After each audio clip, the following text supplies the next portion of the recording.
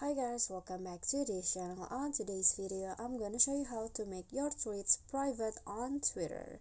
So here I've already on Twitter, and what you need to do next is click on your profile photo at the top, and then you need to choose the settings and privacy. Just click on that, and then here choose private and safety option, this one right here, and then here you need to click on audience and tagging.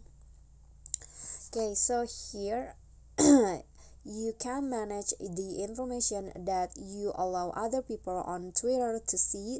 But so if you want to protect your tweets or private your tweets, you need to activate this, because if you activate this, the tweets will only show to your current followers and also people you approve in the future that will be able to see your tweets. So just click on the circles right here until it turns to blue, and you can just go back and let's see your profile, my profile.